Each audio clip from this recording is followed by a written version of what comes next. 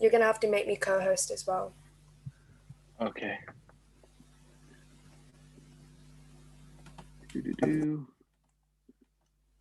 Co-host. Who else wants to be co-host?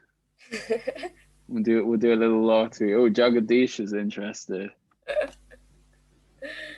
Oh no, he's just kidding. I don't know if I can trust you with that much power. Nah, I would trust you. I think if Vishnu Priya, Yashoda, and my internet broke down all simultaneously, I think you could sweep in to save the day. I reckon he'd do a good job as well. Yeah. And he says, "See you. I see you." All right, amazing. Am I host? Yes.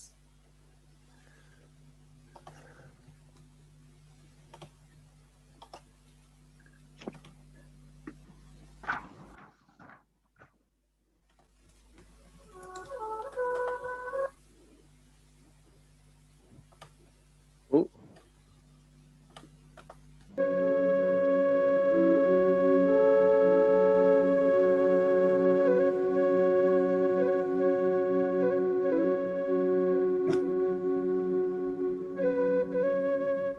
क्या राधिका जो परम सत्य हैं, जो कृष्ण की शक्ति हैं, सुलादी शक्ति हैं, उनको वहाँ पर ब्रह्म गायत्री में ध्यान करते हैं। तो सुलादी शक्ति स्वरूपा, महाभाव स्वरूपा कृष्ण की प्रिया, समस्त गोपियों में श्रेष्ठा, ये राधा जी यहाँ पर सत्यम परम अधीन, उन्हीं का रस होता है। सब कुछ रहे, कृष्ण रहे अपने सब कुछ, रस नहीं होगा।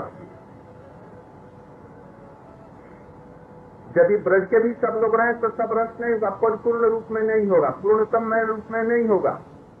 यहाँ से कि समस्त गोपियां भी रहे और एक केवल बाद रहे तो भी पूरा नहीं होगा। इसलिए राधा जी ही सब कुछ है। राधा जी अकेली रहेंगी भी तो कृष्ण के चित्त को पारिपूर्ण करते, उनके मनोभिष्ट को पूर्ण कर देंगे। किंतु सतकोटि गोपी हरि से नारी कृष्ण, सतकोटि गोपियां भी नहीं कर सकता। असल में ये राधा जी सब गोपियां हैं, अपने काय जीव से, प्रकाश से। जन्मादर्श, जन्म होता है किससे? किससे? श्रीमती राधिका जी से। किस चीज का? अर्थ श्रृंगार रस का। इसलिए अपने कोटि कोटि गोपियों का रूप धारण कर लेती हैं। ललिता विशाखा इत्यादि अष्ट भावों का रूप धारण कर लेती हैं। ये भाव ही ये गोपियां। मंजरिया ये कृष्ण की भाव, राधिका जी के ये सब भाव। विपक्ष में भी राधिका जी ही हैं, ये चंद्रावली और कोई नहीं। काय जी हुए, सत्या, पद्मा इत्यादि, सखियां भी, सब कुछ ये राधिका जी का काय जी इत्यादि। इसलिए ये यदि नहीं होती प्रगटित और ये सब नहीं करती तो ऐसे ही नहीं होता। इसलिए ये राधिका जी ही के लिए ही सत्यम परम धीमहि। भागवत में इसी का प्रकाश है। श्रीमती राधिका जी के लीला विलास का कृष्ण के साथ में और कहीं नहीं वर्णन है। इस तरह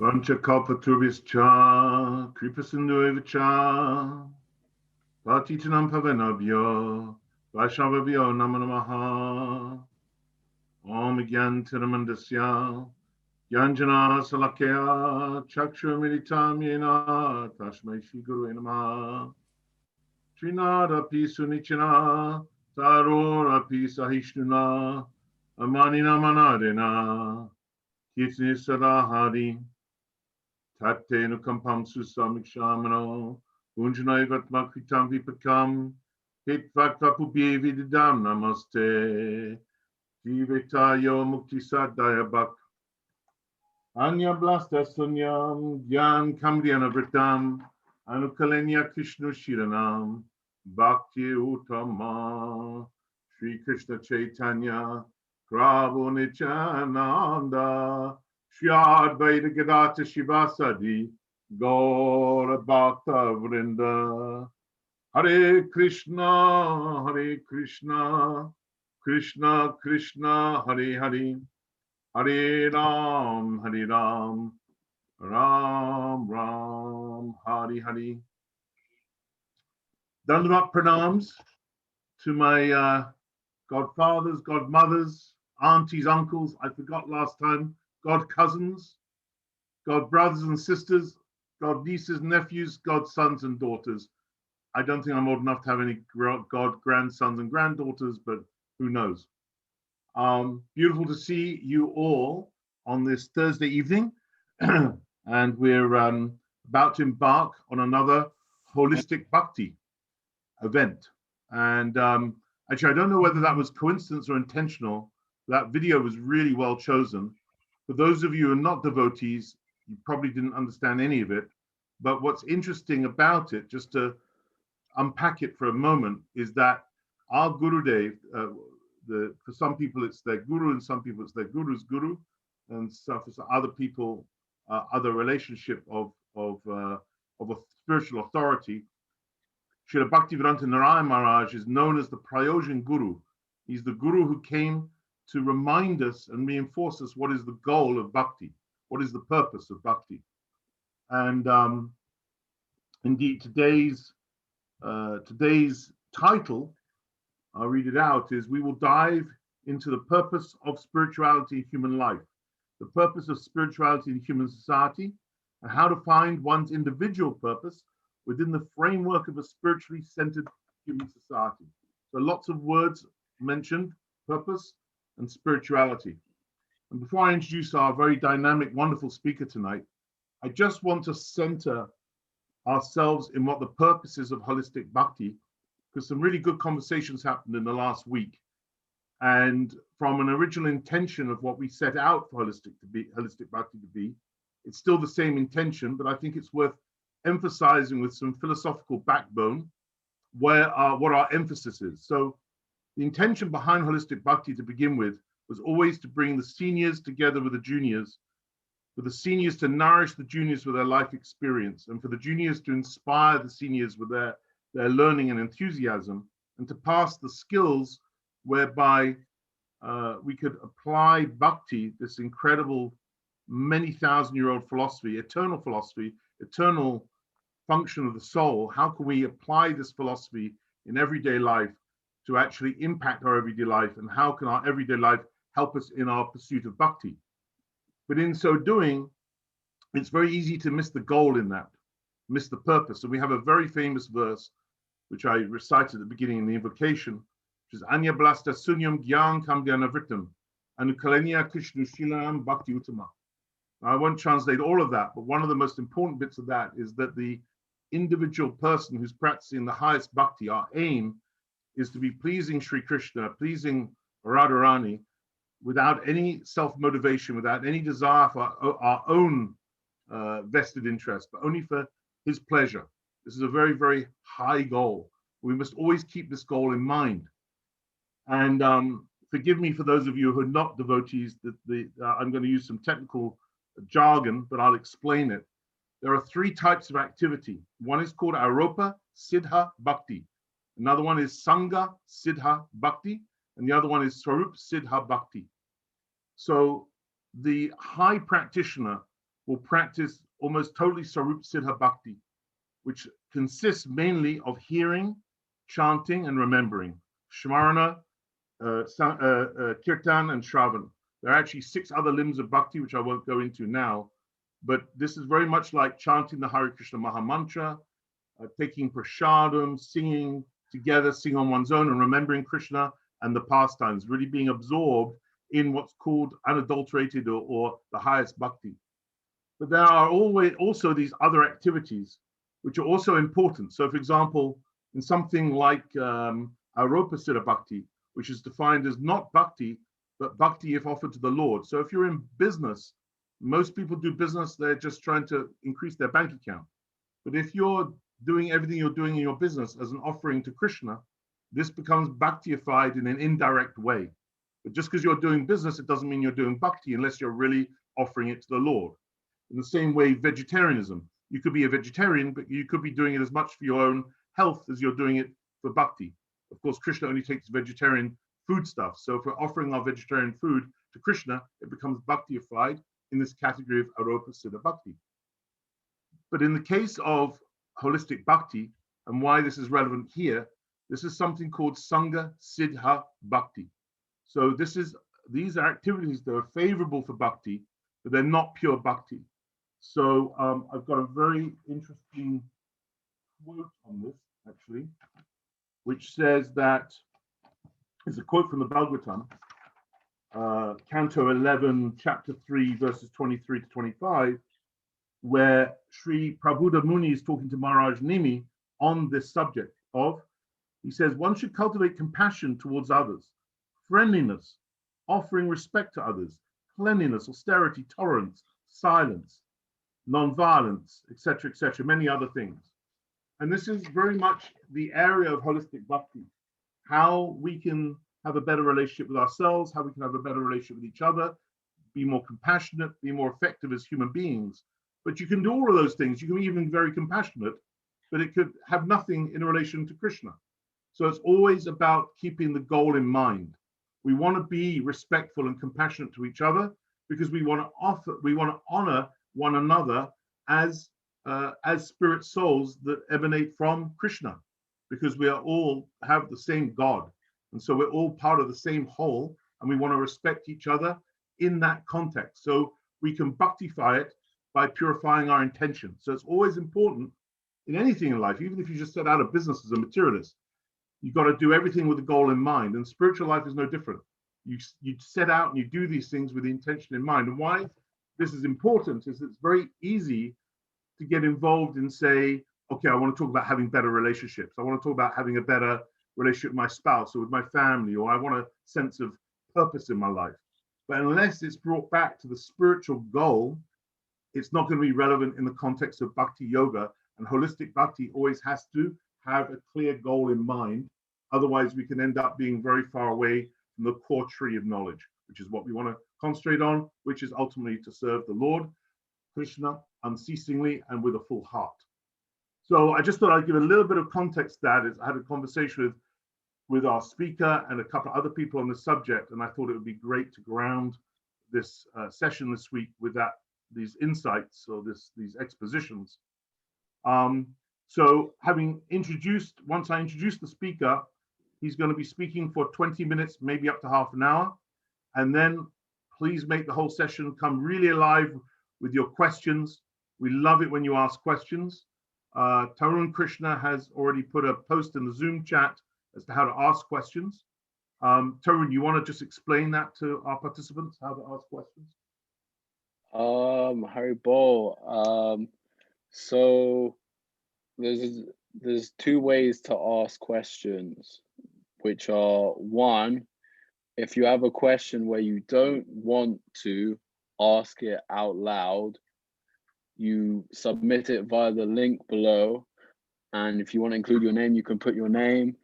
If you don't want to include your name and want it to be completely anonymous, it will be completely anonymous. We have no idea who asked the question.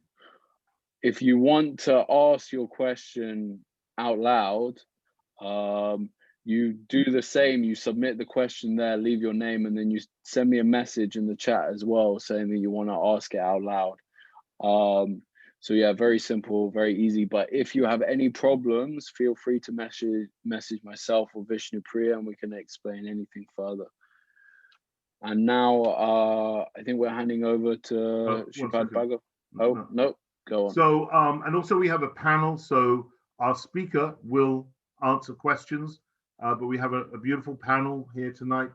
Shriman Budara Das, and we have Shriman Raghava Prabhu, he's here. And I think is Brajnath here on the next page. Brajnath sometimes comes as well. So we have a nice panel of people to answer questions. So I'm going to introduce our speaker. He's an absolute darling. He's booming in from, literally, he has a very operatic voice. In fact, He's stayed with me before, and mornings start with an opera while he's having a shower. He's a very operatic singer. He's got a great sense of humor, but also he's proof that we are reincarnated, because there's no way someone could have amassed as much knowledge as this person in one lifetime. He's proof, is the knowledge within him is proof that he's been around for many lifetimes. So I don't want to embarrass him much more, but I'm very excited to hear his exposition on purpose, as I read out the title before, which was written by Maharaj. Sripad Bhaktivedanta Bhagavat Maharaj, welcome. We're very excited to hear you speak. I often say to everybody, put your seatbelts on, because it's always a great ride hearing your guitar. Over to you, my friend. Haribol, and welcome.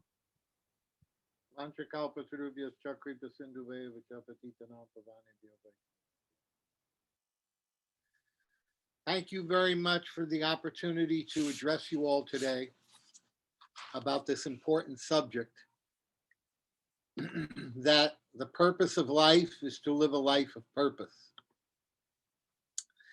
And when I posted this on Facebook, with that post, I put this another picture of Srila Prabhupada and Srila Gurudev, and a quote of Srila Prabhupada in his letter to Gurudev. And in that quote, he writes, "Because in all the Gaudiya Mats, I think that you are the real Guru Sevak. So I always correspond with you, and I always give my full love and affection to you."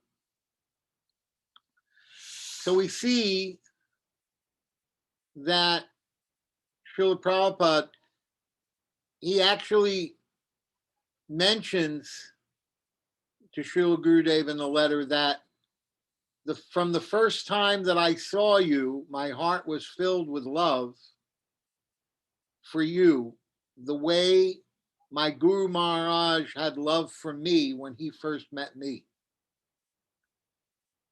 So we see that Srila Prabhupada he's laying out the real purpose of life right here, is love. The real purpose of life is love. And as I mentioned last week when Raghava, or 2 weeks ago, I think it was last week or 2 weeks ago, that Raghava was talking about relationships, and how Srila Prabhupada, when questioned about how people relate with other people and what were the tenets in our religious theology that explain that, such as the Ten Commandments does in the Bible, his response was that we're not concerned with how one person deals with another. We're concerned about how each person deals with Krishna, because by dealing with Krishna, one learns, then becomes connected to dealing with everyone and everything. Loving Krishna allows you to love everyone and everything. Pouring water on the root allows you to nourish everybody and everything, every leaf and flower and branch and twig on the entire tree. You can only learn how to love another spirit soul by learning how to love Krishna. And by loving Krishna, then we can develop it. So the purpose of life, okay, is to live a life of purpose. And what is that purpose? It's to develop love for Krishna. That's the number one point. Now, how can we do that in today's modern society? Many of you young people may be surviving by working some job in some office or doing some other kind of activity. Some of you may have small businesses that you use to maintain yourselves. The question is, how can we have a cultural lifestyle that supports the purpose of our life? The purpose of our life is to develop love of Krishna. And in that regard, Srila Prabhupada used to talk about how everyone in India is naturally Krishna conscious.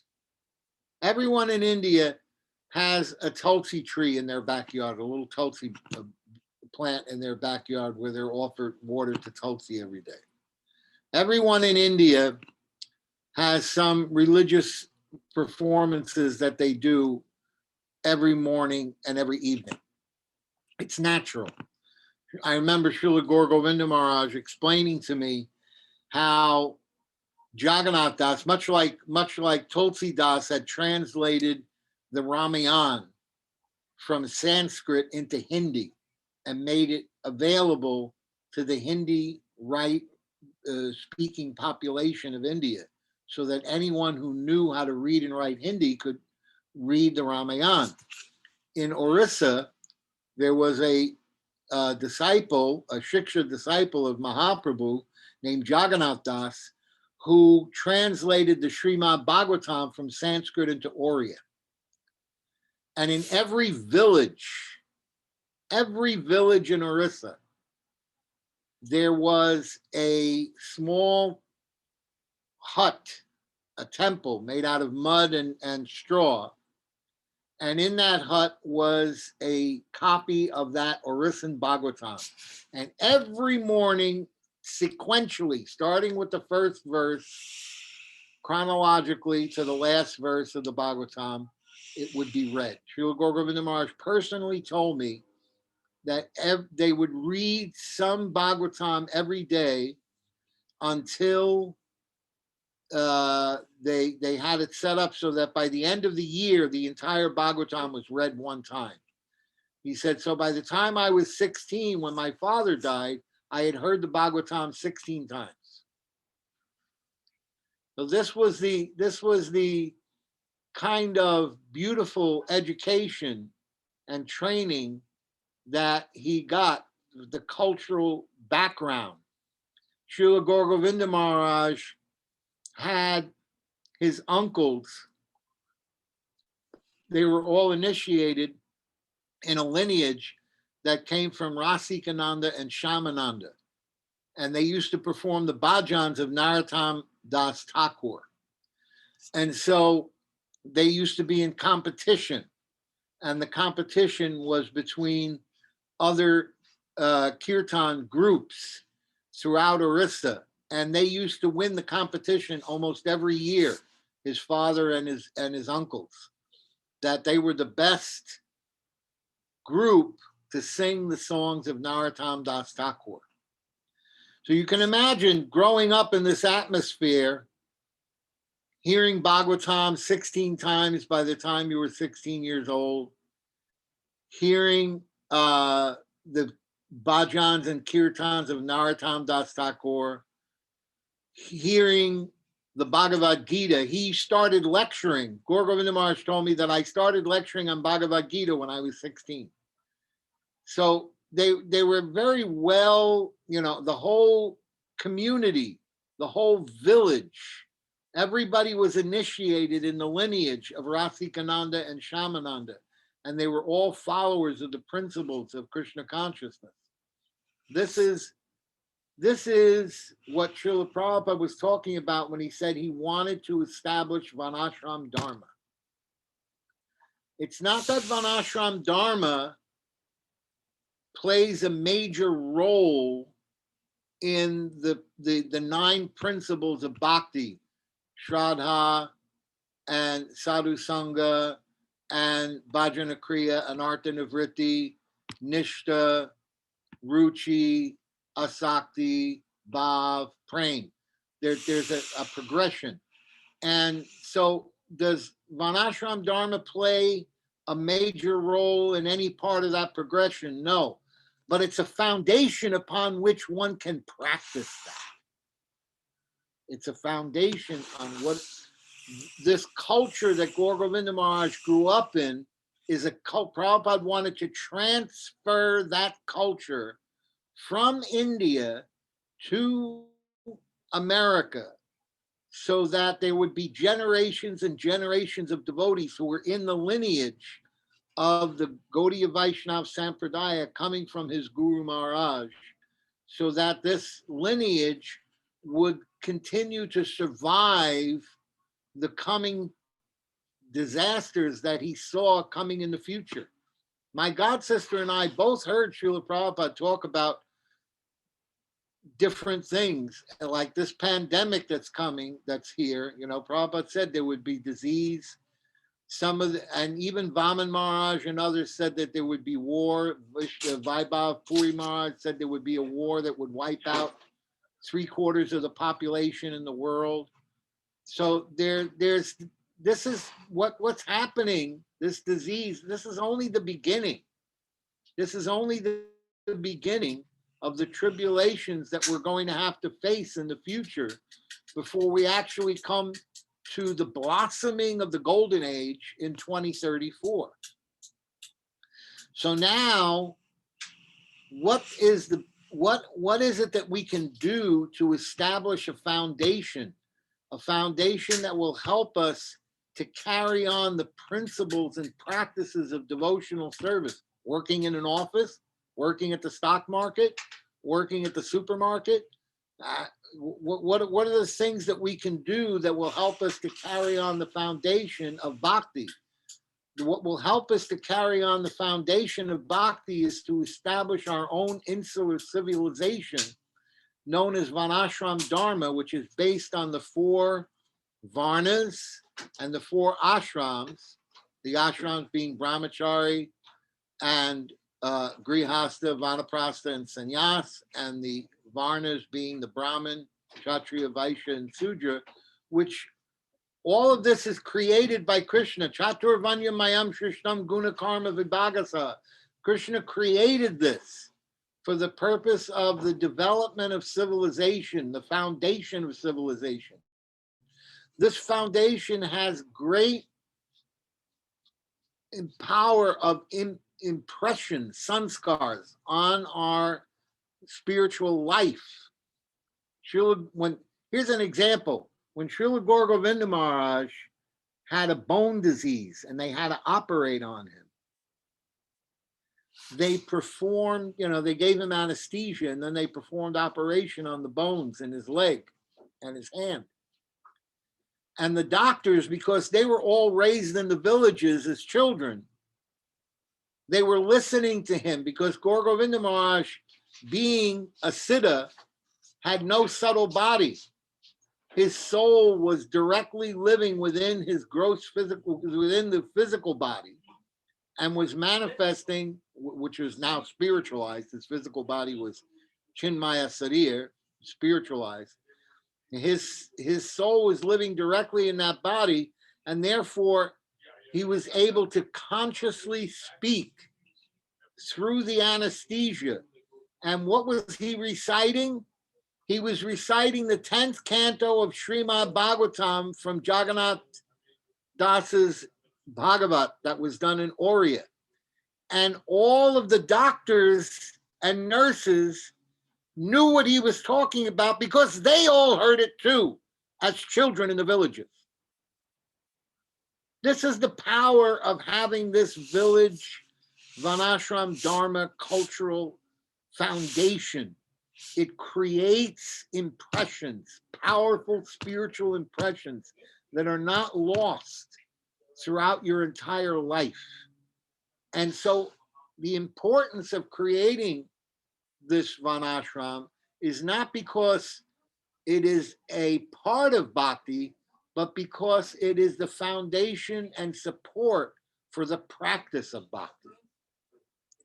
And so if we want to live a life of purpose, we have to try to figure out how to matriculate from the life and the civilization that we're in now to a life and a civilization which will support not just our practice of bhakti, but the practice of bhakti of the future generations, that generations, our children and our children's children.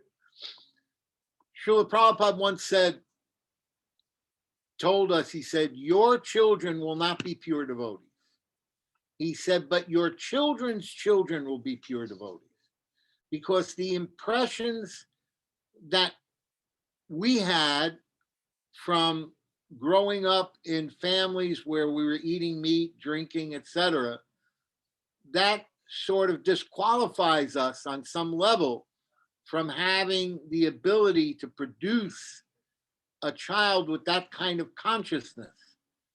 But producing a child with the potential for that consciousness, when that child marries another devotee child, and two children who were born and raised in Krishna consciousness produce a child, then we are now coming to a stage where, like Gaur Govinda Maharaj was born to two devotee parents who were born and raised in devotional consciousness, and they produced a pure devotee. So this is the concept, the cultural concept, the cultural foundation that Prabhupada was trying to establish in America by asking that we have these Varnashram farms, these village farms, where we grow our own food, we are self-sufficient, we have cows, we have the cow culture, all of these things to change the cultural milieu so that our foundational practices of devotional service can be performed easily in an atmosphere that supports and nourishes that. This is the key. This is the key. So it's like I forget who, I think it was Kamala who was asking about marrying somebody from outside of Krishna consciousness and trying to bring them to the fold. You can do that, but it would be so much greater if you, who were brought up as a devotee from birth and practiced devotional service from birth, married another devotee from birth and produced the next generation of pure devotees, because both of you have the samskar. Why do you think they have arranged marriages in India? They have these arranged marriages for a purpose, because it helps to create the kinds of impressions, both material and spiritual, that carry on the lineage of practices that are necessary for your progress in spiritual life. It's very, very important, very, very important. And so we should think about the importance of moving or migrating over to that kind of situation, that civil. We're talking about a life of purpose. Our purpose is to develop love. But how can we develop love in the present society where there's so much anger and so much division and so much hate and so many difficulties amongst people, living in an atmosphere where you have to constantly be afraid to speak, or if you speak, you hurt somebody immediately because you try and tell the truth? How can you live in such a situation? You need to create an insular society, an insular situation in which you can practice Krishna consciousness freely and in an uncontaminated atmosphere. Srila Prabhupada was so much emphasis on this. In the last few days before he left this world, he was praying. He asked us, please, 50% of my mission has not been accomplished yet, to set up these self-sufficient communities of Varnashram so that people will have a foundation to practice Krishna consciousness. He himself said, I was brought up in such an atmosphere. I was brought up by pure devotees. My father was a pure devotee. I was brought up in such an atmosphere in which my bhakti and my devotional service was nourished.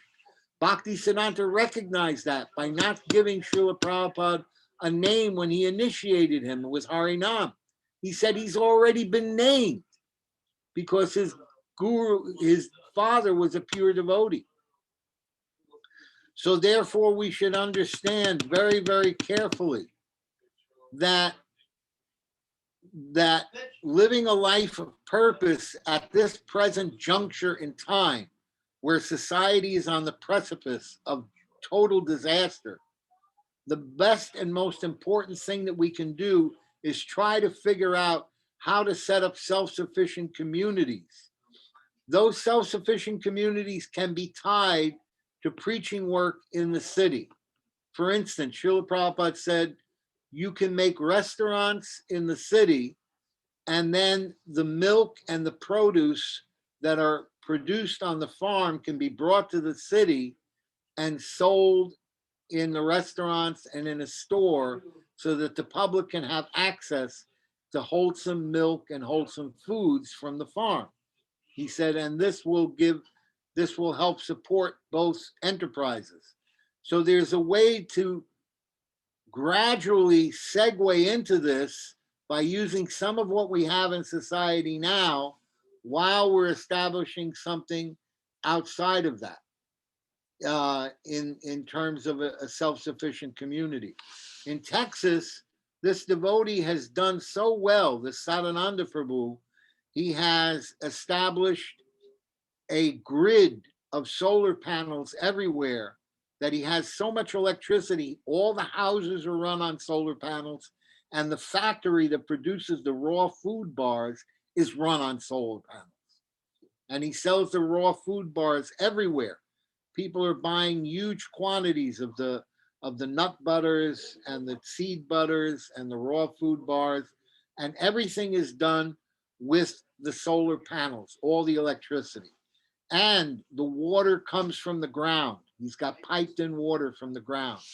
And he has a herd of Indian bred Gir cows, which produce milk products, and they're starting to develop the milk products now into ghee and stuff like that. And I talked to them about the possibility of making herbal ghees. I've been trained in this in Ayurveda to cook the herbs into the ghee and make herbal ghee, which is very, very powerful and very, very effective for your medicinal needs. So like this, there are so many things that we can do in a natural self-sufficient community, which will create a situation that will help us to live a life of purpose. This is really, we need to understand that this is really, when we talk about a life of purpose, we're talking about love, and we're talking about, please excuse me a minute. Gentlemen, I'm giving a lecture online here. Please try, Rishabhanu, please try not to talk so loud while I'm giving the lecture. I apologize. There's work being done on the bathroom, plumbing work. Okay, so this is what I'm trying to say. Okay, get back to the goal, purpose of life. Live a life of purpose. What is the purpose? To love. How do we develop love of Krishna in an atmosphere that's Krishna conscious? How to create the atmosphere of Krishna consciousness, of an ashram self-sufficient community. How to create that self-sufficient community requires organization, intelligence, and funds that we can develop by working together as a team to try and establish such a situation throughout the world. Prabhupada said that in the cities there would be no food. It is coming to that. He said, you will not be able to get food in the cities. You better be growing your own food. And he said that if we set up the farms nicely, people will flock to our farms. They will come to the farms and they will take up the practice of Krishna consciousness while they're eating prasadam at the farm, because prasadam is the great purifier. So this is my that's my connection. Okay, live a life of purpose. What is the life of purpose? To develop love of God. How do we develop love of God in an atmosphere where that love is fostered? What is that atmosphere? Vanashram Dharma, self-sufficient communities. So where do we go from where we are now to develop those communities? And one of the baby steps in that direction would be to have some kind of outlet for the natural goods that we produce, like cow products and vegetables and things of that nature in the cities, and promote that natural living in the country, and have people come and take tours and check that out and see. And at the same time, we're creating a place for us to be protected as things start to fall apart in civilization, which they absolutely will. There is no question about it. That is what's happening. The civilization is starting to devolve into chaos. And if we don't do something to organize ourselves, we're not going to have an atmosphere by which we can develop bhakti nicely. So this is my presentation for today, and I will entertain questions now. Bo, Dandavat Pranams. I want to say thank you for such a beautiful lecture. All of the lectures that we've been hearing, or the introductory, whatever you want to call them, the Qatar that we've heard before the classes have all been deeply inspiring. And now I'm thinking that I need to get out of St. John's Wood and head for the hills. No, I really feel it. Like, I really do feel that inspired, even though I have no idea about the first thing about farming.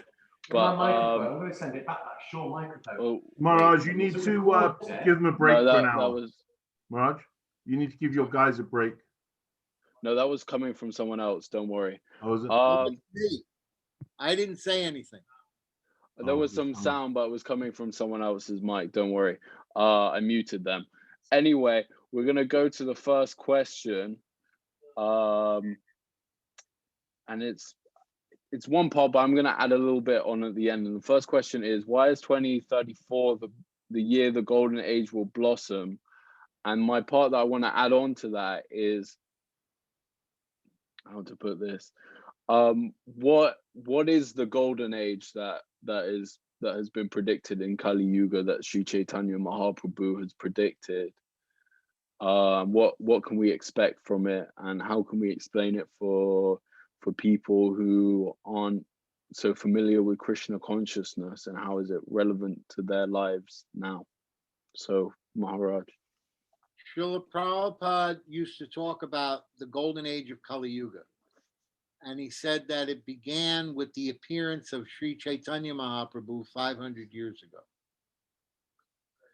And it was Bhakti Vibhuda Bodhayan Maharaj who said that it's in one of the Bengali scriptures that on the 500th anniversary of Mahaprabhu's disappearance, which is 2034, the golden age will fully manifest. There are many astrologers who are saying now that there's a cycle of 14 years between now and 2034 in which there'll be tribulation and then a manifestation of a Satya Yuga like atmosphere. Satya Yuga means a more agrarian, agricultural, self-sufficient society in which people live in peace and harmony. It's said that even some of the sages in the Himalayas will come out to give guidance and direction to all of us, so that we'll know how to establish all these things nicely. So all of this is coming. Srila Prabhupada said that the golden age of Kali Yuga would be very similar to Satya Yuga in that regard, that it would have all of these qualities. Srila Prabhupada was of the opinion that it would last 10,000 years. Srila Gurudev was of the opinion it would last to the end of Kali Yuga. I want to get in the middle of that discussion, because they both spoke very strongly about their opinions concerning this. Prabhupada adamantly said again and again, it's 10,000 years, and after that, everything goes downhill. Gurudev said again and again, no, it doesn't happen like that. So they both had a different opinion about it.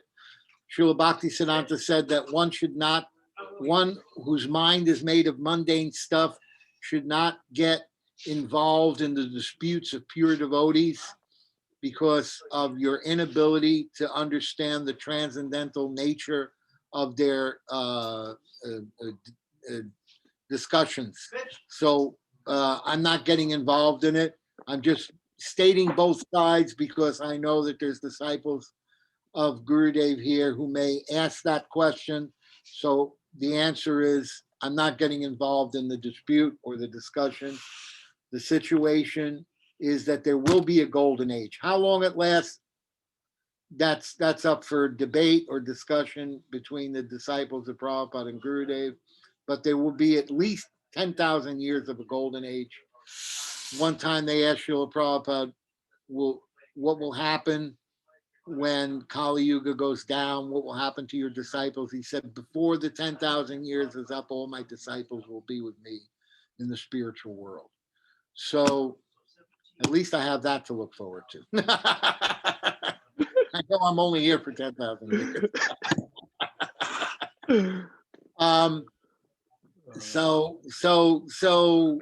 At any rate,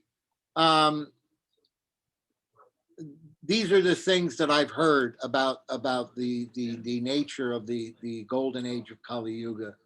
And, we saw that when Mahaprabhu appeared, the Renaissance started in Europe, and it began a whole new level of intellectualism and art and beauty and poetry and writing and so many things like that. So there was a big transformation in society during that period of time.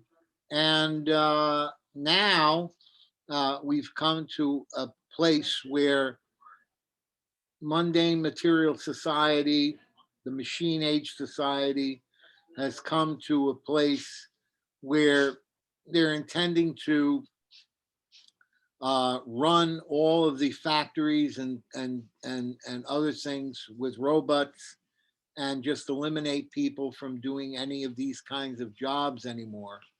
And personally, that's a good thing. Who wants to be in a factory all day long doing that kind of work? What we need to be doing is out in the fresh air with the plants and the cows and all of that, because that's really a healthy, happy life. And that's what's coming, but we're going to go through some tribulations between now and then. Beautiful. Okay. Yeah. Yeah. Well, More questions? it's only 13 more years, so I'll try and hang on. I just, before we go to our next question, I wondered if any of our panelists wanted to add anything to that.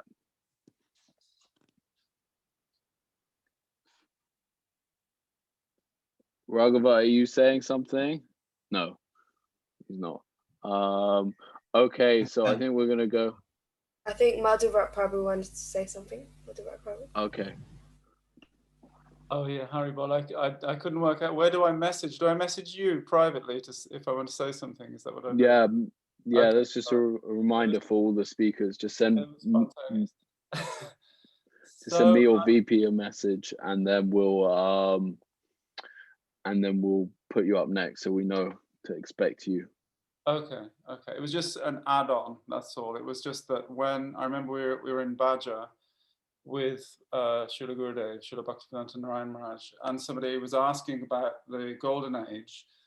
Was it a golden age for everybody?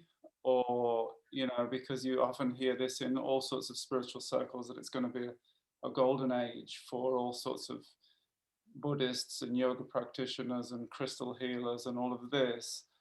Or what was it? What was this golden age? So Srila Gurudev said that for those who take shelter of Chaitanya Mahaprabhu, then it's a golden age.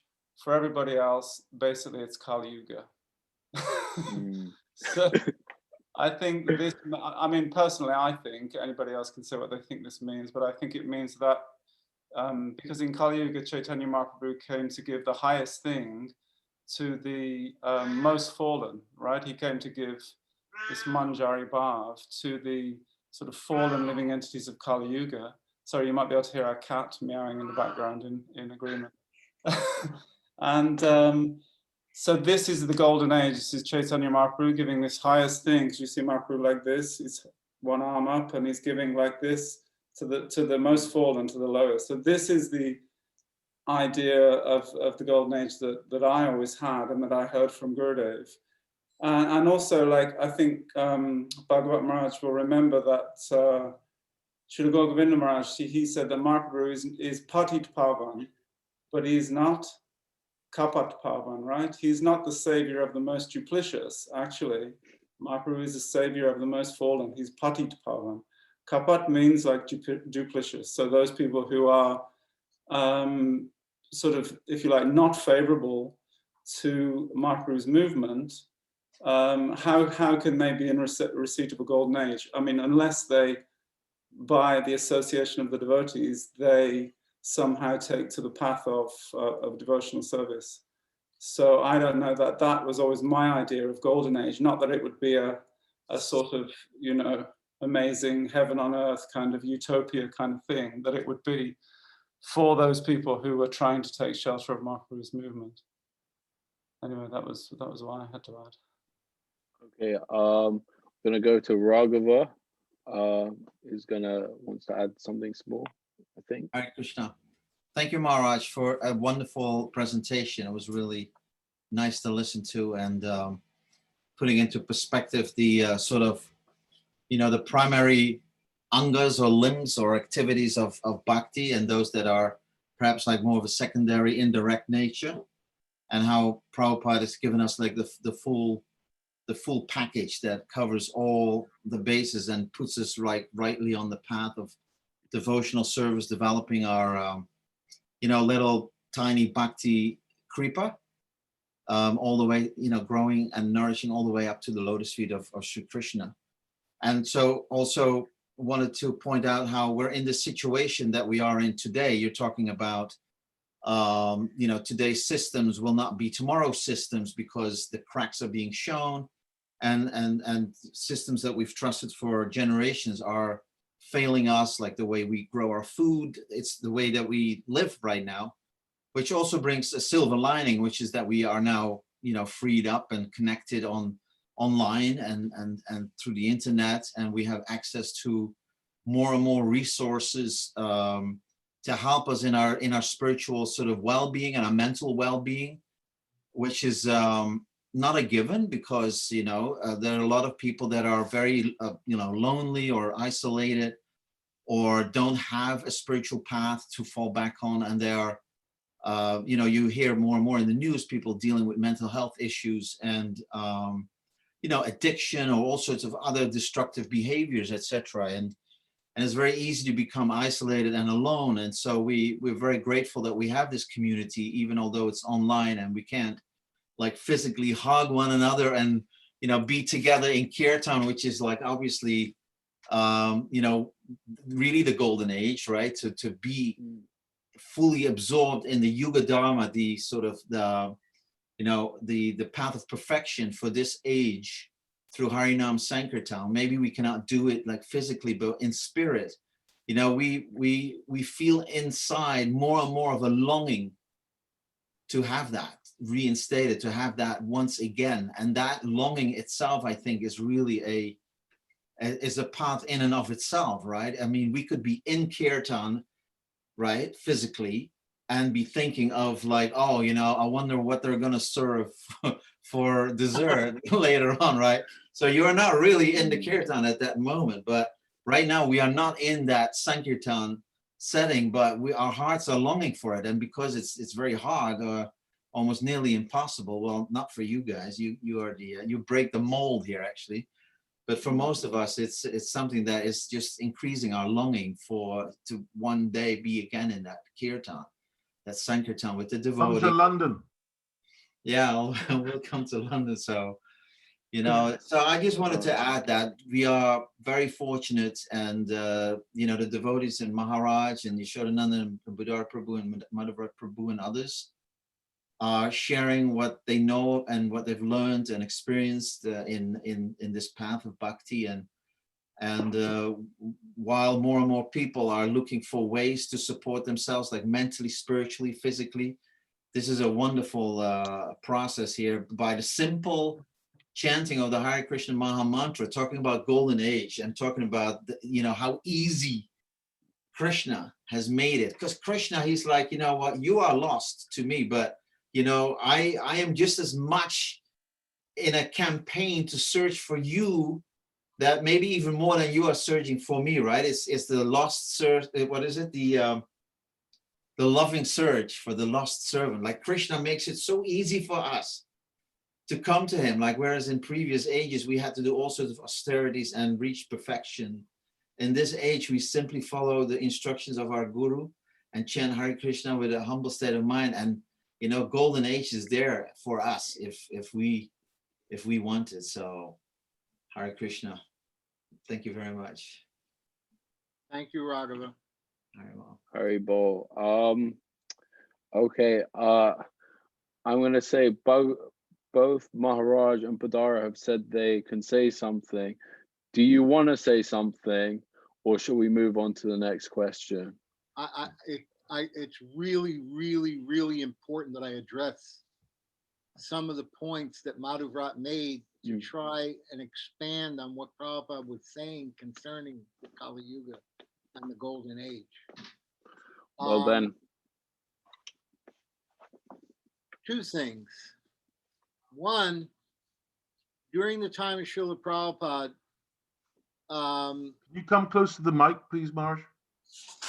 during the time of Srila Prabhupada, do you hear me now? Yep. During the time of Srila Prabhupada, Balavanta Prabhu was running for office to become the mayor of Atlanta and then the governor of Georgia. And so he was involved in the politics, and he was using it as a preaching platform. And Prabhupada saw some of the television things where he was speaking and he was preaching Krishna consciousness, and he became very appreciative of it.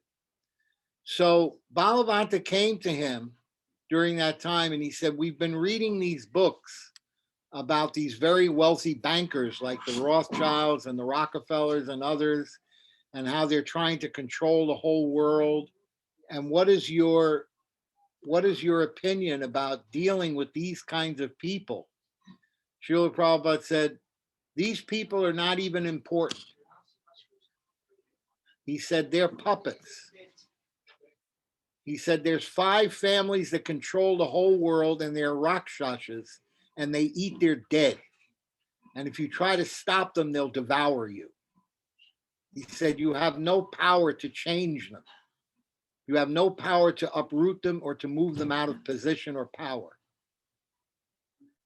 Then he said, Krishna already has a plan for them, that in the future there will be natural disasters and they'll all be destroyed.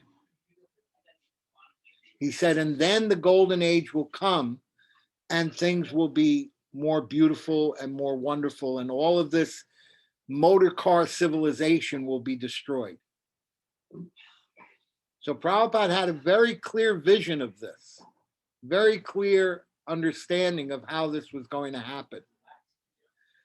He also talked about the fact that when we establish we have to remember that we're talking about Mahaprabhu giving.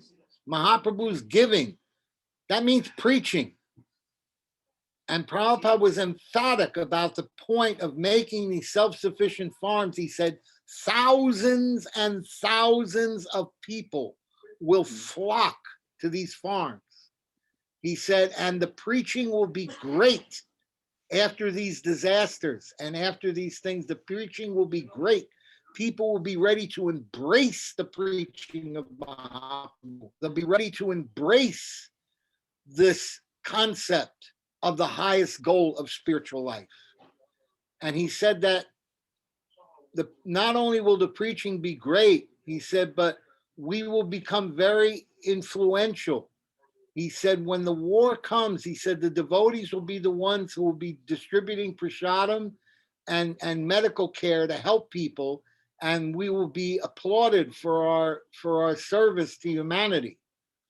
Prabhupada had this grand vision of what was going to happen and how we were going to play a major role in the transformation of society from this present Ugra Karma conception to the more pastoral, agricultural, natural civilization. He had a complete vision of how all this was going, how we were going to transform society. So it's very important that we understand that, but before we can get there, we have to lay the foundation. It's why Srila Prabhupada, he begged us on his deathbed, only 2 weeks before he left. He said, the other 50% of my mission is to establish these self-sufficient communities, because they will be the foundation for the development of the future spiritual culture of society in the golden age. This is what he wanted.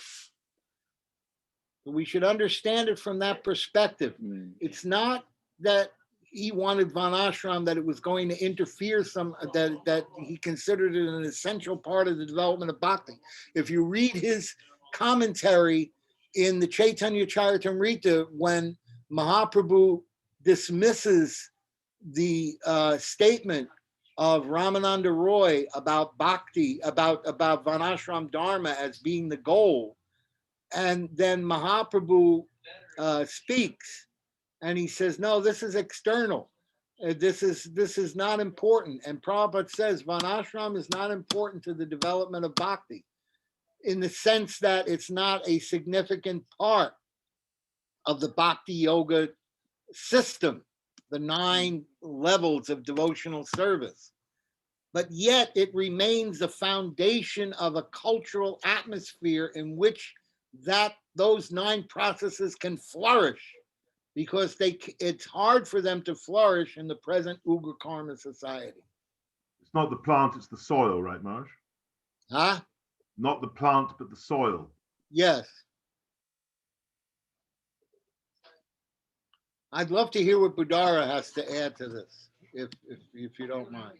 Yes, we were just about to go to him. Badara Prabhu. Thank you for your rousing talk, Maharaj. The only thing that I think I could add, what comes to my mind is, you lay out a very macro vision of the future and the ultimate direction of society. And given where we're at right now, who would want anything other than that, really? What comes to my mind, though, in thinking about it, is that, especially we have a lot of young people here in the group, in the Sangha. And the question is, well, how do they successfully navigate these times of tribulation? Because usually when there's a breakdown in society, there is a chaos, there's an unpredictability. There are barely no guarantees in the world now anymore, but what to speak of when that really happens? What do you really have left? And the only thing that I would remind everybody is that the real inoculation in dealing with all of this is, the real vaccine is Harinam, and being very close to the lotus feet of Sri Guru. And everyone should try to protect their consciousness and align to the really fundamental principles of Krishna consciousness and what is right living. And with that, they can be assured that Krishna will help them navigate whatever ocean of sharks they have to manage. And lastly, as Bhishma Dev said in Shanti Parva of Mahabharat, he who maintains Dharma is maintained by Dharma. So the Dharma of the age is chanting Hare Krishna. So that's our shelter. That's the solution. And we should try to keep our consciousness free of all these other things that can come in and perturb us, because these perturbations are just distractions from us being centered in the real power of bhakti. So that's what comes to my mind, is just, how we can encourage each other to line up behind that and have faith in that. Beautiful. Thank you. Thank you. Thank you for all of your answers. Just before we go on to the next question with Vishnu Priya, I just want to remind everyone, if you have questions that you want to submit, you want to find out your answers to, related to anything that any of our panelists have said or related to this topic of purpose, feel free to keep submitting them via the link. We really appreciate all the different questions that we're getting asked. And yeah, so just keep them coming. Vishnu Priya, take it away. Wow, those answers were insane. Maharaj, you literally gave me goosebumps when you were speaking about Prabhupada's vision of, when just insane, just absolutely insane. And actually, this question ties in very nicely with it. Excuse me, insane means amazing, Maharaj. It's a Yeah, millennial insane. word. I understand enough of the young people's lingo, yeah. Maharaj is cool. But pretty much the question is, I'm coming out of university this year. What you're saying is great, but I do not have the facility to create these kind of ventures. Where do I start? So pretty much I can actually relate with this, not the fact that I'm coming out of university, but the fact as young people, I feel like right now, I think I was even speaking to Tarun about this the other day, about how we're sort of just in this limbo right now where we sort of don't know what we're doing with ourselves. And is like, this vision of, having these self-sustaining farms, and, this is definitely something that we would want to do, but where is it that we start? How do we start this process? And where do we start, basically? Well, let me first ask you, should I speak, Tarun? Is it all right now? I should speak? You're ready, Maharaj. Go for it. So what degree did you get from the university? I don't know who sent this question in. It's actually an anonymous question. Oh, okay. All right. So someone sent the question in. Okay. I thought it was coming from you directly. No. So someone sent you a question saying that I'm graduating from university and where do I go from here? Okay. So I don't know what it is that you graduated with, but whatever you graduated with, whatever it is that you can do from your training and education, you should consider very carefully about how the first thing is association. You want to get a group together of other devotees who are like-minded and are thinking about how to establish something like this. You'll see that Krishna has plans for that are way beyond our comprehension or our vision, in which he's got people lined up. There's the story about Srila Prabhupada doing parikram in Radha Damodar one morning, and his Guru Maharaj came out of the Pushpa Samadhi and said, "Why are you still here? I've made all the arrangements for you in America. Why aren't you going to America? Everything is set up for you. There's devotees are waiting. Everything is waiting." So we should understand that the sadhus are there making the arrangements in the background. And we only have to step forward and start doing preaching and organization work, and the people will come out of everywhere. All the possible people that you need to get funds, to get land, to get cows. When somebody donated $25,000 to that devotee in Texas, to the farm, with the sole purpose that it should be used to buy cows. So we were looking for the Indian gear cows, you know, with the brown ones with the humps on the back and everything.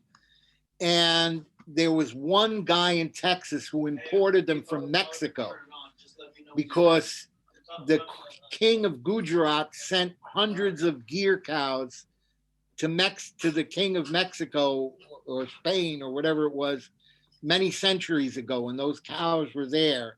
And for some reason, the Mexicans always inbred the same gear cows. They never crossbred them with other groups of cows because they recognized their uniqueness. And so all these purebred gear cows, there was a whole herd of like 5 females and 2 males at this man's farm in Texas, about 2 hours drive from where we were.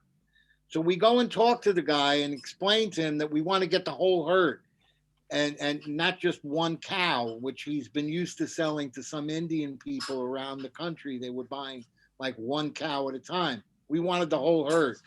So he said, well, let me think about it and I'll get back to you.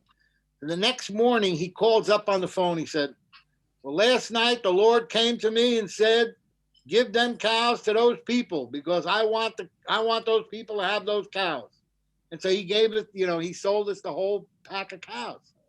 So, you know, everything is there. It's all arranged.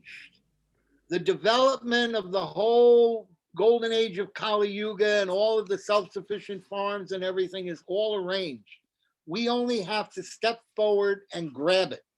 Step forward and take it. Srila Prabhupada wrote a letter one time and he said, let me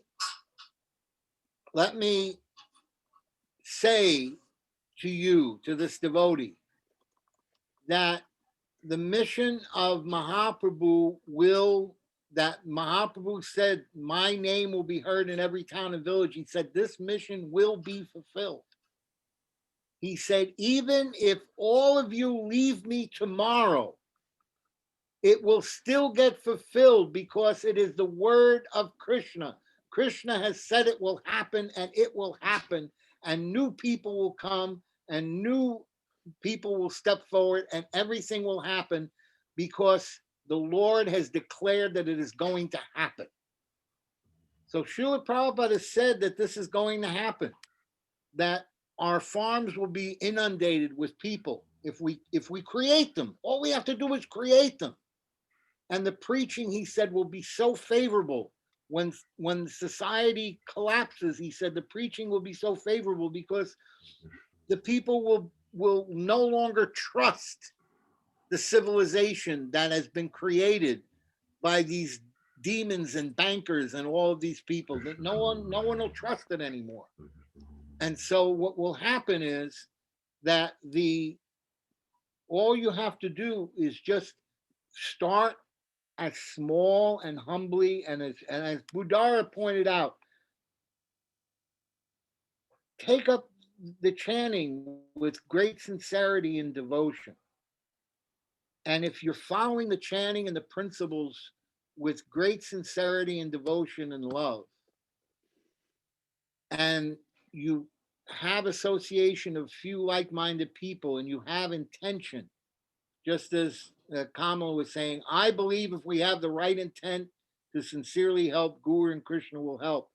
That's correct, Kamala. It's very correct. It's very correct. Krishna will help. Guru will help. They are helping. They are organizing it. Prabhupada used to say, I see that my Guru Maharaj has sent all of you to help me with this mission. So like this, there are other people waiting to help. There are other people waiting to come forward and help and to assist. All we have to do is make our intentions sincerely and with love and devotion. And that comes from our own personal bhajan and our own personal practice of Krishna consciousness. And by doing that, Then we start talking to a couple of people, and then that turns into 4, and then 6, and then 8, and then 10, and then 12, and then 50. And then you've got a whole village to set up. And everyone puts in a little bit of money, and then you buy land, and then you get cows, and the cows will come, and everything will come. It'll all happen. It'll all happen. It's all waiting to happen. We only have to have the intention to make it happen, the way Prabhupada had the intention. Prabhupada, there was a story when Satsvarupa Maharaj was writing that biography, he was walking in the park where Prabhupada said he used to walk in this park on the West Highway, and he used to walk in the park, and he used to walk along the waterway, and there were Satsvarupa walked on that same road, and when he walked on the road, he saw one elderly man sitting there on the bench, and he asked the man, he said, "Did you ever meet this?" He said, "Oh yeah." He said, "I met him. Many times I met this Swami." He said, "He used to come and sit here on the bench with me, and we would talk. And he asked me if I had all my teeth, and I showed him that I was missing 2 teeth, and he showed me his mouth. He said he had all his teeth, even though he was 70 years old." He said, "And we used to talk together. And then I asked him who he was, and he said, I have 100 temples, and I have thousands of disciples, and I have 100 books all over the world." And I said to him, "But I've never heard of you." He said, "Where are all those things?" And he said, "I'm only separated from them by time." What separates us from where we are now to what we can be is time. And that time has to be filled with our devotional practices and our love for Krishna. And then Krishna and Guru will make it manifest. Wow. Literal goosebumps. I think Yashodhananda Prabhu, you wanted to add something? Thank you so much for that, Maharaj. That was so beautiful. I wanted to link up the inspiration that Maharaj is giving us with what both Raghava Prabhu and Budara said earlier, combined with the question you just asked Vishnupriya anonymously, where do we start tomorrow? So aside from putting our hands in our bead bag and chanting, what I've experienced when we first went out on Sankirtan during COVID, nothing stopping us, irrespective of police, laws, any obstacles, fear, relatives saying, "Oh, don't do it," any obstacle. We went out on Sankirtan. We started with 6 people, and we're now over 30 people, and the mood is fantastic. Fantastic. Like last week, we had 3 girls at the end, 2 from Australia, 1 from Sweden, saying, "It is so beautiful that at this point in time when everybody's covered in depression and negativity, not only are you out here singing, but we can see the joy in your faces. People just want joy." As Maharaj said at the beginning, they want love. We are the spirituality of love, loving coming from the transcendental world. So Maharaj is saying the only thing that separates us from the success, spiritual success, and being part of this golden age, creating this golden age, is time. But we have to walk into Krishna's plans. So and he's saying that if we fall away, some other people will come. So how are we going to be recognized to play a part in this vision that Maharaj is saying? We turn out for Sankirtan. We're literally putting our arms up in the air and say, we want to be part of the movie. We want to be in the show. This is our audition for the show. So I would say anyone who's in London, turn up for Sankirtan at Saturday, Portobello Road, 12 o'clock for a 12:30 start. And if you're not in London, set up your Sankirtan in your local area, because it looks ordinary when you see it, or in one sense, but it's the most incredible, blissful thing. And it's doing so many things at the same time. You're saying to Lord Chaitanya, pick me, pick me. Nitai, pick me, pick me. I'm part of your team. Krishna, Radharani, I am your committed foot soldiers. It's doing that. Secondly, it's putting all the jivas together. It's putting all us humans together. We have something to cooperate on. And then what Maharaj was saying about going 2 to 4 to 6 to 8 to 15 people and the cows, etc. everything gets organized from that commonality of purpose of the Sankirtan. Thirdly, it gives us the spiritual fuel to dream into the future and to make the future come to the present.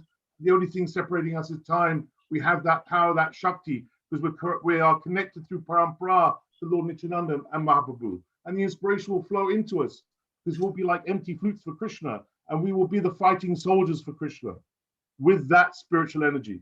So I invite everyone in London to come on Sankirtan. If you're not in London, set up your local Sankirtan, because that's where the inspiration is going to start from. And that's what Prabhupada said time and time again.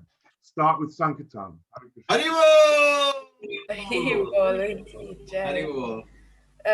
I can 100% vouch for that. The energy that you feel after our Saturday Harinams is absolutely insane, and it really prepares you for whatever's coming for the rest of the week. So yeah, 100%. Anyone in London, please come to our Harinams on Saturday.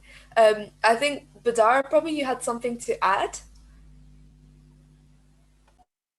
Yeah, something short. Well, first of all, Maharaj and Yasoda are hard acts to follow, so I'm not going to try to upstage them. I'll just be really quick. But in compliment to what they said, just share an idea with everybody. And it relates to what they both said about, the power of Krishna and the power of the holy name and really taking shelter of the lotus feet of Sri Guru. But if you really want to get something done, then, look at your devotional friend next to you and do your, best to rise to the Madhyam level and treat each other with a lot of respect and a lot of love. And I can promise you something, if people see you respecting and loving each other, they're going to just be attracted to that, because there's not much of that going on out there. Yeah. And so if you demonstrate, the power of bhakti love in your practical dealings, that's going to be just hugely captivating to people. It's going to be a kind of a magic tool you can have in addition to everything else everybody said. Haribol. Jai.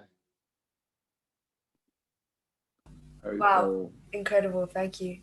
Tarun, I'm going to pass it over to you. Okay. Yes. Wow. Time really flies when you're having fun. It's 5:02, so we're short of we're very short on time, but I really don't want to finish now, so we're gonna do a like quick fire question where all of our panelists are gonna answer the question with either one or two sentences. You want to repeat that, Tarun? One or how many? One or two. One Yeah. or two. I don't know. I think everyone's been quite good with keeping it brief at the end, but Yashoda wants everyone to keep it extra brief, so that we can do two of these before everyone leaves. But the first question is, how do I get on this wave of inspiration that everyone, not everyone, but well, not everyone, because I can't speak for myself necessarily. How do I get on this wave of inspiration if I'm surrounded by depressed non-devotees? Well, I'm definitely surrounded by non-devotees. Okay, how can we get this inspiration that all of you are approaching everything with, if we have this association that isn't like this in our day-to-day lives? Who wants to begin? You have to create time for association. That's what you have to do. You create time in your life, schedule it in, associate with other devotees, like-minded devotees. I would say definitely seek out helpful association. And the other thing is be the love that you're looking for yourself. So just love them, even though they're depressed. and you'll see something happen good. Chant as a beggar, begging for association, and come to Sankirtan.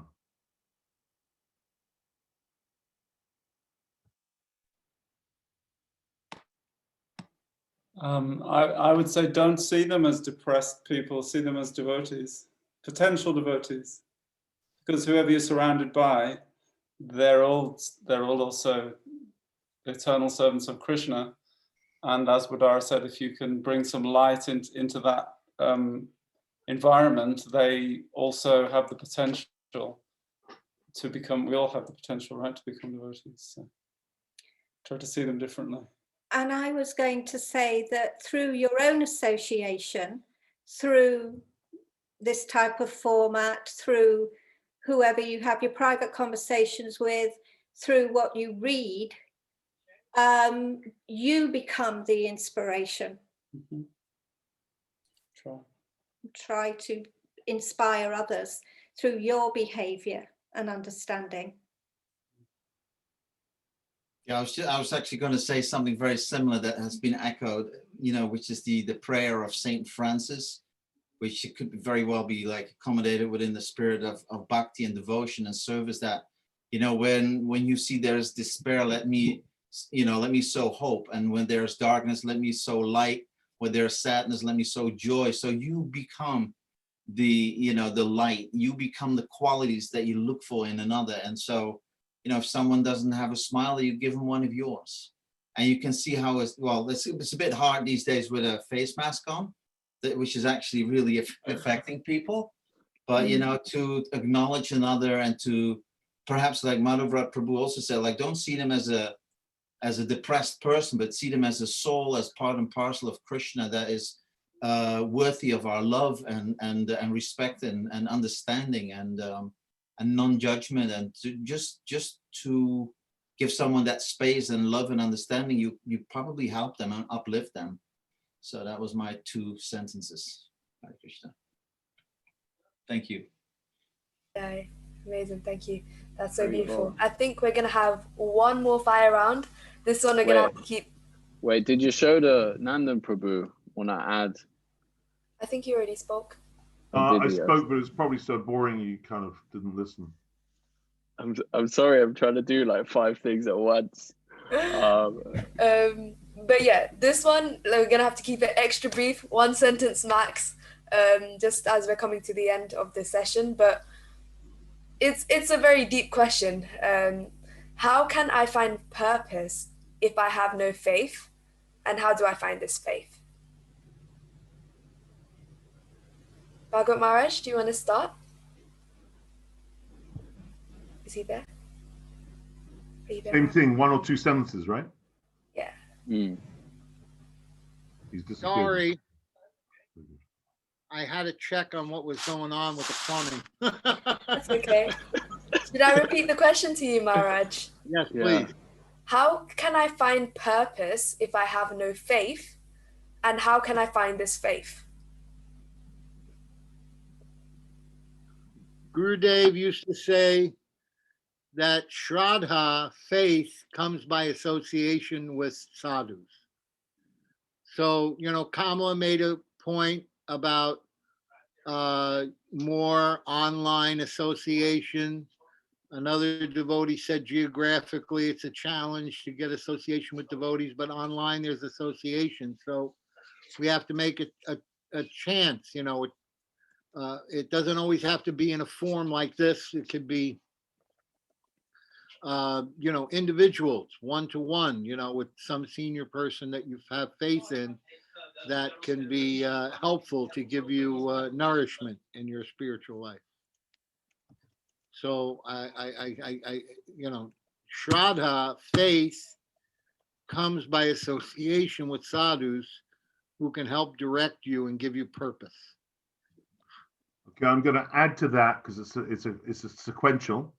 Associate with the sadhu and reach out boldly, offering to serve that sadhu, because the service will give relationship, connection with God through that sadhu, and will give you faith. It's like a muscle. Yes, actually, you don't get the fruit of the association without the service. Don't get the fruit of the association without the service. Right. Beautiful. Vidara Prabhu? Madhavat Prabhu?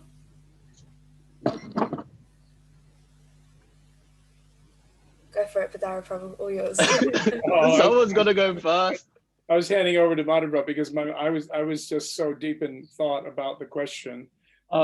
It's a self-referencing question, and I would say that in the question there is probably the hint of an answer. I don't understand. I was there any overdivided because my as was just so deep in thought about the question. It's it, sir. That's my iWatch repeating back to me what I just said. I apologize for that. Well, maybe iWatch has the answer. Do you have the answer? No, I do not. No, I think in the question is a hint of an answer, because certainly associating with sadhus is the number one thing. Associating with like-minded people is the number one thing, but implied in the question is the need to take action. You're not going to get to a place of purpose, nor are you going to get to a place of deeper faith without just by sitting and waiting for it to appear. You have to get out there and test it and apply it and experience what the outcome is. And as you do, I believe, at least it's my experience, that faith will be affirmed in you. You'll get stronger in it, and then the purpose will reveal itself to you. Number one thing is, especially in the world today, and I'm talking too much already, but the number one thing in the world today is that people need help. So I believe the quote that Raghava had, he might be able to quote it already. There's a line in there about, doing for others when you feel the need for somebody to do for you. So that's what I would say. Test it, and it'll reveal itself to you. Whoever, yeah. Madhavat Prabhu, go for it. I would say, like, whoever's asking the question, they're probably underestimating their faith. They probably do have some faith in something. Because even atheists have faith in something. They have faith in the fact that they're atheists and that there's no God. So everybody has faith in something, and we have to look for where our faith is. You may even have faith in a tree or the moon or the planet or whatever it is. Just try to fan that faith. And I think if it's a devotee asking this question, they're definitely underestimating the amount of faith they have, and maybe they're just expressing humility, because I think anyone who's come this far to this path and has met any sadhu, then some faith is there, even if it's just like a atomic amount, but still it's there, and that will take you, like Srila Maharaj said, that will take you beyond, outside of this universe, that tiny bit of faith. It's like the smallest particle of Shraddha is the smallest particle of Srimati Radhika's mood, actually. This smallest particle of faith. So you have to look for that. Where is that in yourself? And also get association to make that faith stronger. Sorry, that's a lot more than 2 sentences. I was just going to say that our whole practice of bhakti is relationship, to lead us to our relationship with Radha and Krishna. And so relationship is building those relationships with other devotees, with sadhus, with your guru. All this building of the relationship will build your faith. And Raghava Prabhu? Yeah, I wanted to keep it real brief. And the question, how can I find purpose if I don't really have faith, is what Madhavraj also was saying, that we all have faith in something, like even if it was just a conviction that there's got to be more to life than just, work and pay bills or, sleep and eat. There's got, so that initial thought, that conviction, that worldview, that there's got to be something out there more to life than what is currently being presented. I think that is an impetus to go and look for that path that helps you find that purpose, and to pray really deep within, whether you're a devotee that has relation with Krishna and Guru, or You're just a spiritual seeker on the path, that you seek and pray really hard for that guidance and purpose. And I think association will almost naturally occur, because when you start really praying hard for that, you'll find that all of a sudden you'll run into people that resonate with you on the same level, like devotees or others in the street that will happily sell you a book or teach you how to chant Hare Krishna. So it's prayer. To me, it's inner prayer, like really praying hard for that to have that revealed to you. Beautiful. Wow. We're getting some requests that we don't end the session now and that we ask even one more question. I think they might be coming from the people who joined really late. But I feel could be coming from the panelists. Could be coming from the panelists. Could be anonymous submissions. They want to keep giving more and more. We should have like an overflow session for the people who are really hardcore, and we'll go to like 2 a.m. or something. But yes, I want to ask this one more question, and this one really is this a 1 or 2 sentence one or a long one? Which version? This is not even a 1 or 2 sentence question. This is a 1 sentence question, because we really are on borrowed time here. Okay. But the question is, I really want to hear the answers to one more question, and just like one like pithy sentence from each panelist to help answer this question. And it's more of a practical question. How do I live my life according to my true purpose, Krishna Bhakti, if I am always being distracted by my material desires? That's how do I live my life according to my true purpose if these material desires are always distracting us? Okay, who wants to go first? All right, I'll give you one quick sentence. Don't focus on the ditch and keep your eyes on the road that you're on. Don't worry about the ditch, or you'll end up in the ditch.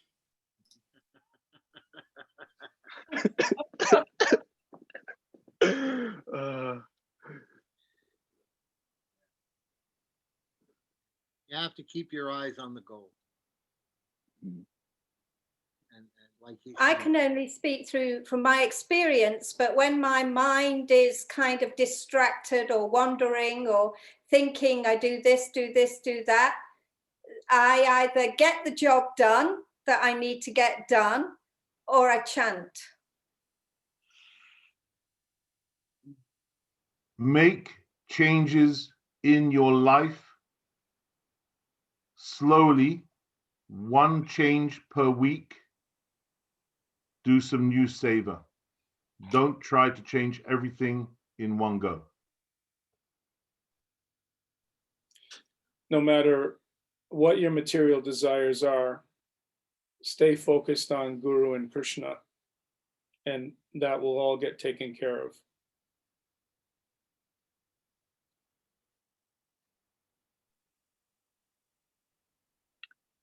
Who's next? We have to hear from Madhu, I think. And I don't know if Maharaj wanted to say one last thing.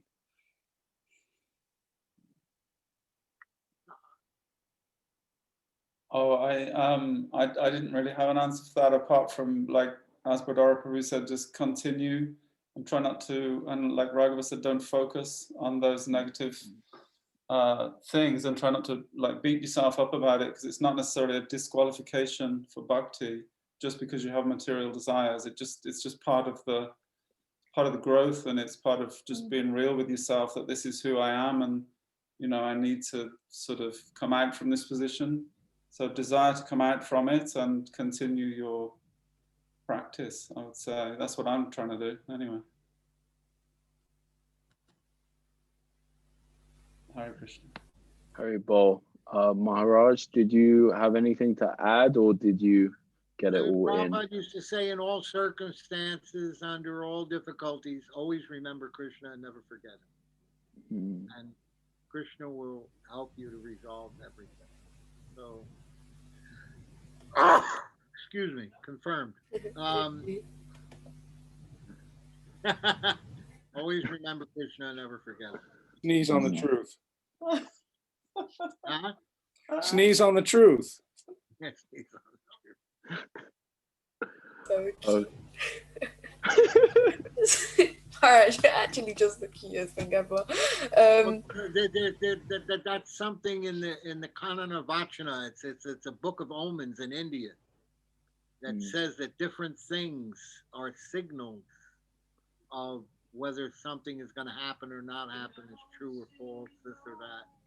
So it said that when somebody speaks something and someone sneezes, then that statement is true. Oh. Does it have to be the other person, or can you say something and sneeze and it's true?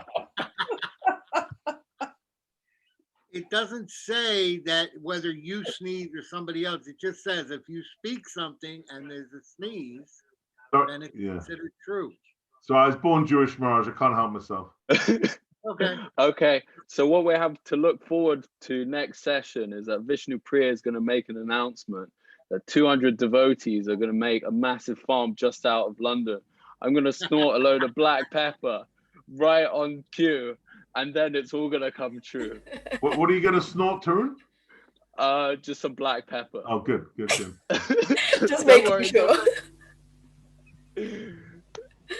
Yeah, it's all within the 4 regulative principles. I mean, it's already happening, you know. We can see the girls, the Ganga Matas have brought a beautiful, beautiful new land, 8 acres of land, and, you know, they're already on the process of, you know, building the temple up, farming, you know, they just planted their first cherry tree, I think either today or yesterday. So, you know, it's all happening by the grace of Srila Gurudev, and you know, we just need to aid towards it and help them as much as we can, and you know, just do the best that we can.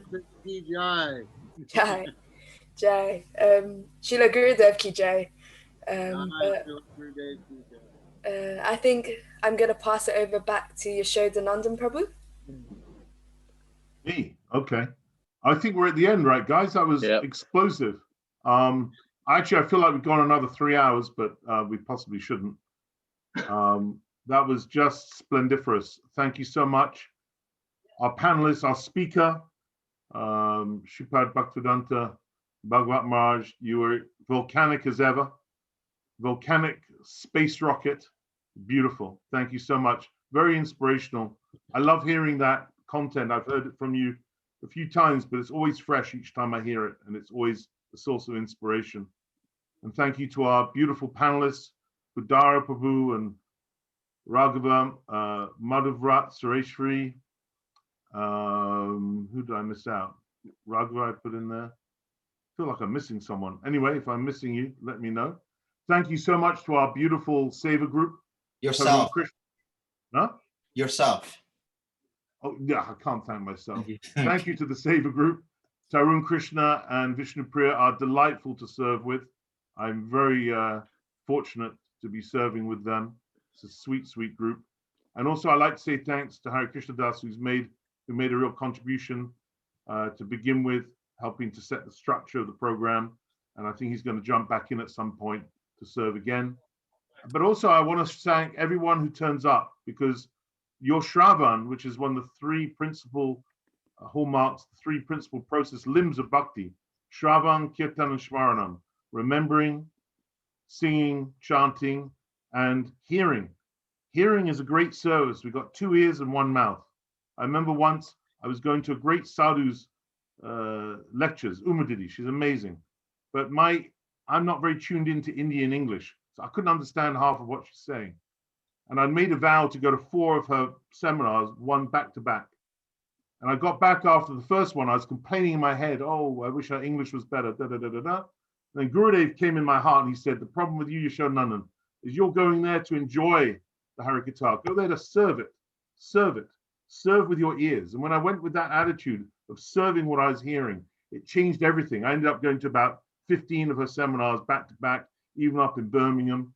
I just went everywhere. It changed everything. So I feel that there's a lovely, beautiful energy of Shravan here, of hearing, and that actually inspires the kirtan. The listening inspires the talking.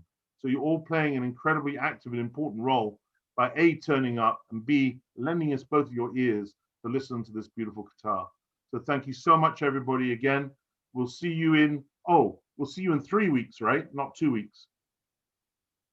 Because in 2 weeks is Gurudev's appearance day. Is that right, Prabhu? Yes, Yes. which should lead on to well, we haven't confirmed when we're going to do our next one. The next one will be in Possible- 3 Wednesdays' time. It's not 2 possible we do it in 3 weeks or 4 weeks. No, 3 weeks. 3 weeks. Okay, if you're insisting that it's going to be 3 weeks, okay, we're going to have to discuss the logistics of that, but I think we should make it work. But more importantly, as you mentioned, it's Srila Gurudev's appearance. I'm sure you're all well aware, far more aware than me. I think you've been waiting for this very auspicious occasion for far longer than I've, even known what Krishna consciousness is about, who even having any vague awareness of who Srila Gurudev is. But we are planning to do a glorification, a global worldwide glorification of over 48 hours. I think 55 hours is the current time that we're at right now, where devotees from all over the globe are going to be glorifying Srila Gurudev. And we're going to post about it on Holistic Bhakti, and you're going to all hear a lot about it in the coming weeks. So we're really excited to share this. I personally have somehow been engaged to a small extent in the seva, and I'm kind of overwhelmed about how beautiful and how enthusiastic devotees around the world are to glorify and share their relationship with Srila Gurudev, with Srila Bhaktivedanta Narayana Goswami Maharaj, my Param Gurudev. So yeah, I hope to see you all there. Furthermore, if there's anyone who's on this call right now or who's on this Facebook Live who does want to speak and glorify Gurudev on the call, please, reach out to myself, Tarun Krishna Prabhu, or Yashodanandan Prabhu, and we'll be more than, honored to have you on and speaking and glorifying Srila Gurudev. So 15 minutes per devotee. Yeah, 15-minute slots that we've got. So yeah, amazing. Haribol, Jai Nitai. Hari Hari. Haribol, Nitai Gaur. Haribol. Thank you, Maharaj. Thank you, Maharaj. Thank you so much, Maharaj. Do you realize that Yashodanandan described you as a flying volcano? What's that? You described him as a flying volcano. Yeah, I think that's pretty good. I'm up for that. I can really see him in that role. It's not flying, it's like a space rocket. It's going vertically up. But the lava is like hot love of God coming down, Yeah, exactly. It's lava God. Flying because it's very generous. You don't just get the lava around the area. It's going all over the world. He's making everything rich for. Why are you embarrassing me like this? Someone has to, Maharaj. Because you're a hard act to follow, that's why. Thank you, Maharaj. Really great, always. Yeah, I wanted to say. Very much. Hey, Shamarupa, Haribol. Oh, hey, Yeshua Hare Where's Krishna. Chiki? Where's Chiki? Oh, she's right here. Come on, we want to hear Chiki. Hey, Chiki. Oh, what a mischievous creature. She's been listening intently the whole time. I thought it was a she. We think it's a she, but you have to do a blood test to determine the gender. Oh. Kunja's here. I haven't seen Kunja in a long time. Kunja's a regular, and he's also comes every Sunday. Yeah.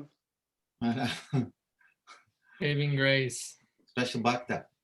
And your Shadari's back. They let her back into the UK. Oh, good. Are you quarantining now or what? Yeah. No, they haven't brought the quarantine in. Huh? There was no quarantining. You got in under the radar, right? Yeah, if only. Unfortunately, I'm quarantining for 10 days. Are at you? home. Okay. Yeah, not in the hotel. I got away with that. Okay. Yeah. It was Yashodari's birthday this week. Happy birthday. Yes, I'm up for now. I sent her a happy birthday song by voicemail just to make her birthday really miserable. It's the best birthday song I've had in years, must say. If anybody wants one, send me their birthday and I'll do it for you. And send about 10 quid to pay for it. Oh my God. It's Dakshine. Pray pal. Pray PayPal, that's great. I love that. PayPal, that's brilliant. That's